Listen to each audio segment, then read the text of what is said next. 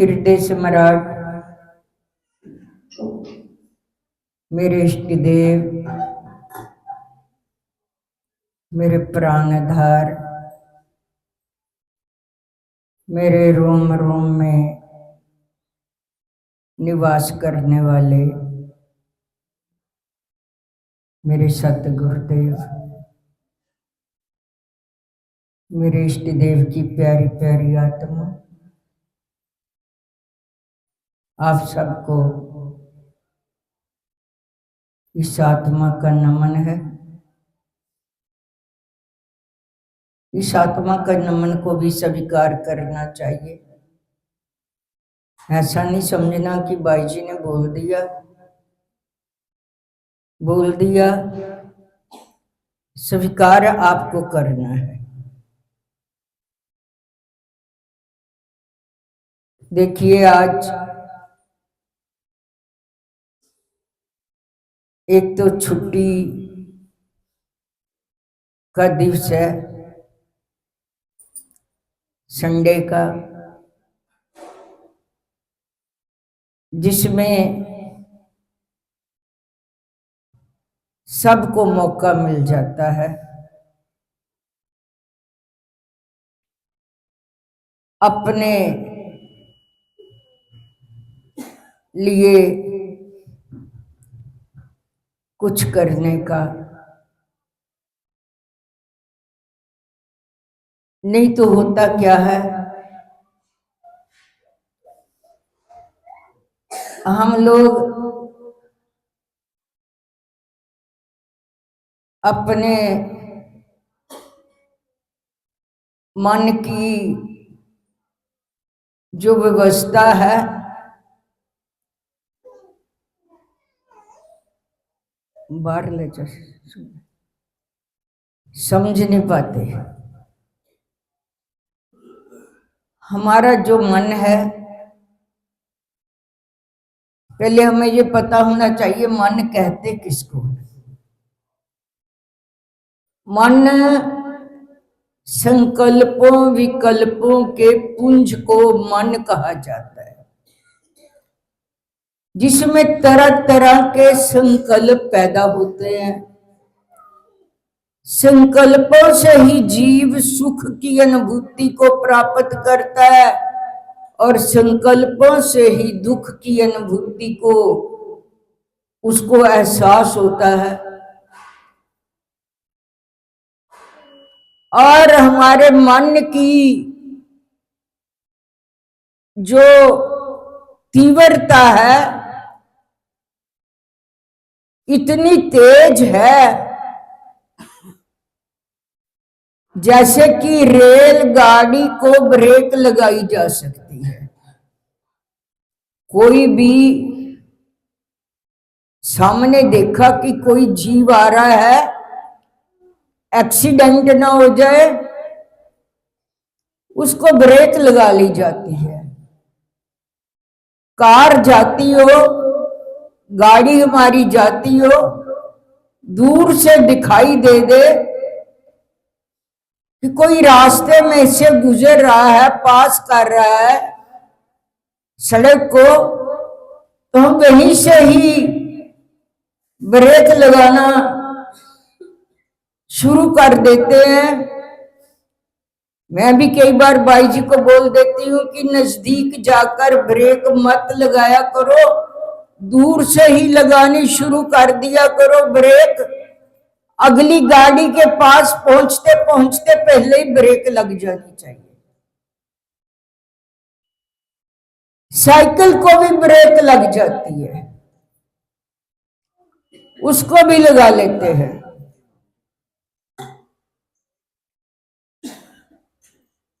लेकिन इसी तरह से मन की स्पीड इतनी तेज है, आप लोग जहां बैठे हो, पता नहीं किसी का मन तो घर में चला जाएगा, किसी का मन अपने ऑफिस में चला जाएगा, किसी का मन अपनी बेटी में चला जाएगा, किसी का मन कहीं अपने दोस्तों में चला जाएगा। बैठे जाओ, जहां जहां भी आपका कोई रिश्तेदार रहता है, चाहे वो कितने किलोमीटर दूर हो, लेकिन मन की स्पीड इतनी तेज है कि जहां बैठे ही आप लोग, यदि आपका बच्चा कनाडा में है, अमेरिका में है, तो फौरन आपका ध्यान उधर चला जाएगा। इतनी स्पीड तेज है मन की। किसी और वाहन की, किसी और जंतर की इतनी स्पीड तेज नहीं है जितनी मन की स्पीड तेज है। और इसको भी ब्रेक लगानी होगी।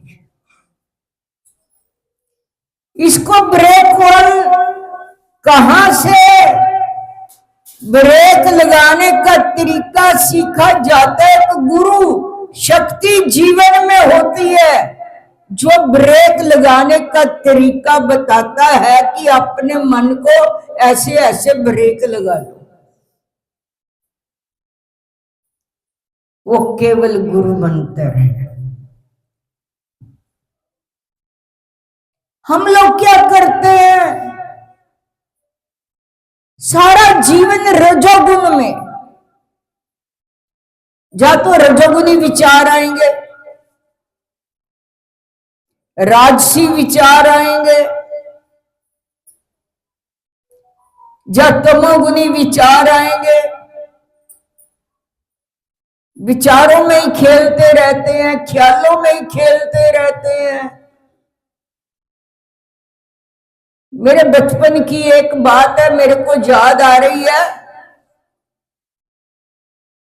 हमारे संगत में से ही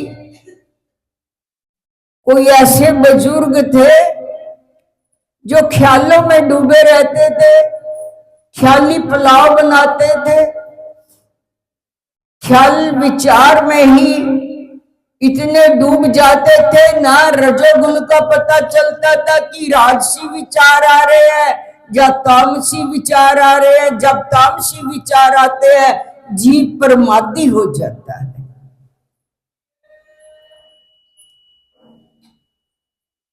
वो आलस्य जीवन को, प्रमादी जीवन को, तामसी विचार जब आते हैं तो तब ऐसा जीव हो जाता है।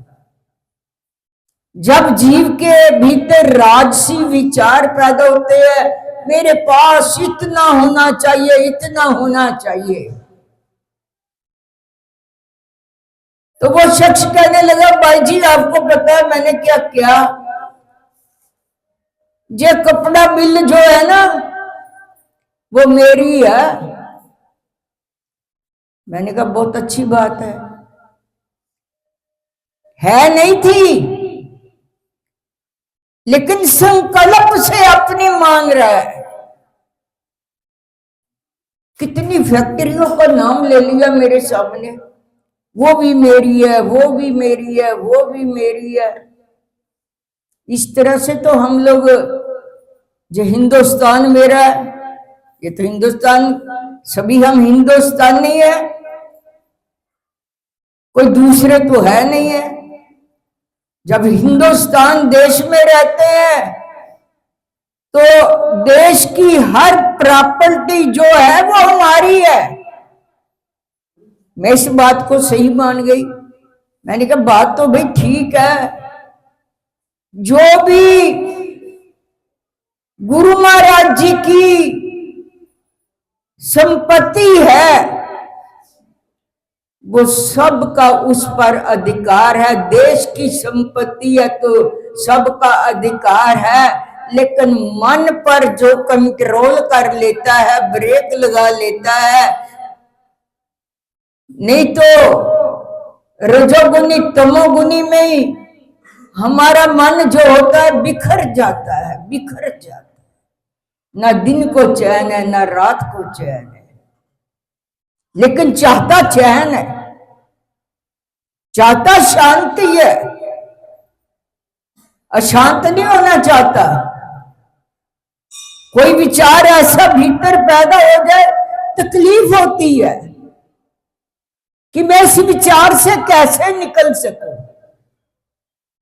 लेकिन विचार को विचार ही निकालता है। जैसे पांव में कांटा लग जाए तो कांटे को निकालने के लिए दूसरा कांटा चाहिए।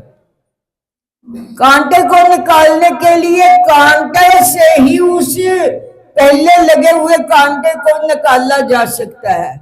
जो में दुखित विचार करता है, हमें दुख देता है, तो शुभ विचार पैदा करके उसी से दुखित विचारों से हम लोग निकल सकते हैं, नहीं तो नहीं निकल सकते। तो तमोगुनी रजोगुनी विचारों में हम बिखरे रहते हैं, बिखर जाते हैं। जब जीवन में सतगुरु मिलते हैं, जीवन में गुरु मिलते हैं, तब वो बिखरते नहीं, फिर वो मन को ब्रेक लगा लेते हैं, तब वो निखर जाते हैं। लेकिन हम बिखर जल्दी जाते हैं। जो अपने जीवन में निखार लाता है,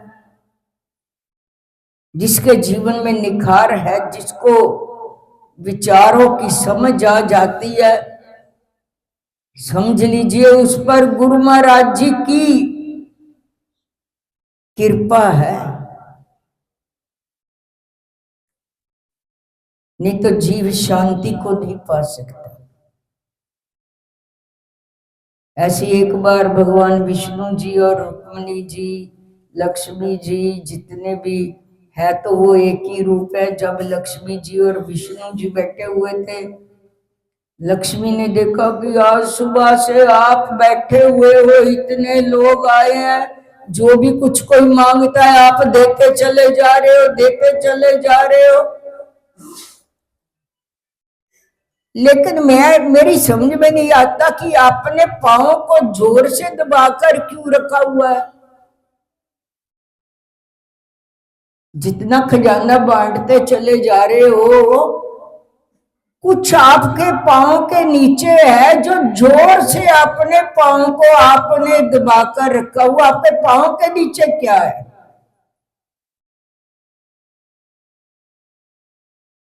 तो भगवान विष्णु जी कहते हैं, मैं आपसे तो छुपा नहीं सकता, आपको बताता हूं मेरे पांव के नीचे क्या है। कहते मेरे पांव के नीचे सुख और शांति है। दुनिया वाले अशांत वस्तुओं की इच्छा रखते हैं। कोई कुछ मांगता है, कोई कुछ मांगता है, कोई कुछ मांगता है, लेकिन इसका सार समझते नहीं है। ये सब अशांति देने वाले। लेकिन जब मैं किसी के जीवन में संत भेज देता हूं,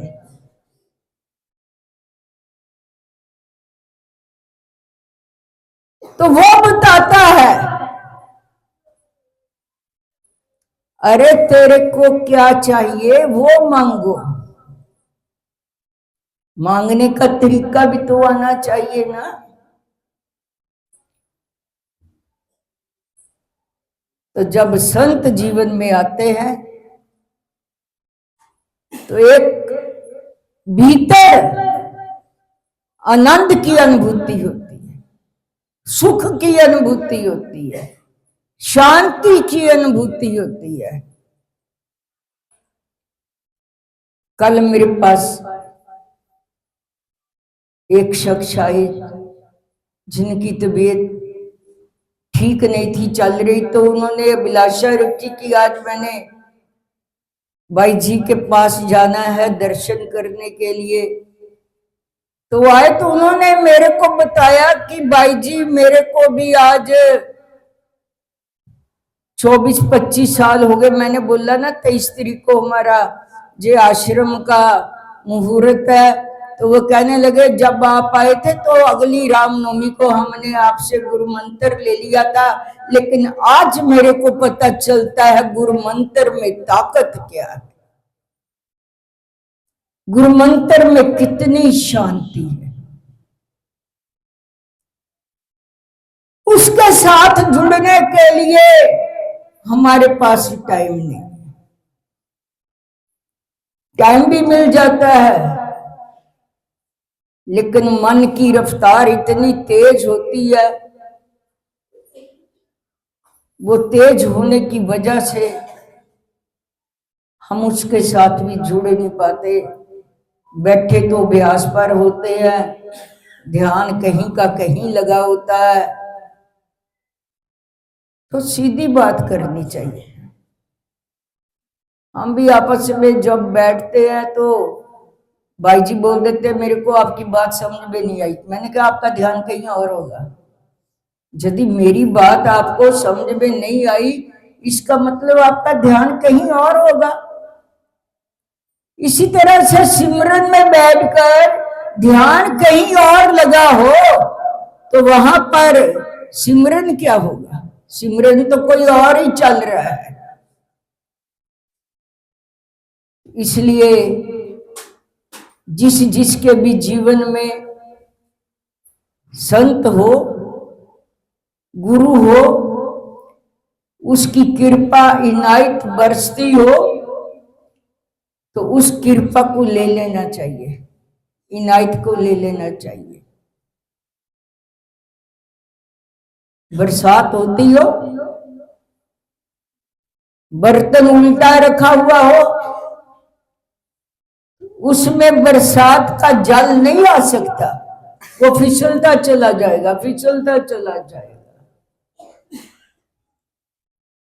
हृदय का बर्तन सीधा रखा करो भाई, उल्टा ना रखा करो। जो अमृत की वर्षा होती हो तो वो फिसलती जाए, फिर हम पर कोई असर नहीं हो सकता, फिर मन को ब्रेक कैसे लगेगी? ब्रेक लगने से कई दुर्घटनाओं से हम लोग बच जाते हैं, कई आपदाओं से हम लोग छूट जाते हैं। ब्रेक ना लाओ तो एक्सीडेंट हो जाते हैं। इसी तरह से मन को ब्रेक लगाने से कई आपदाओं से छूटना है तो उसी वक्त ब्रेक लगा लिया करो।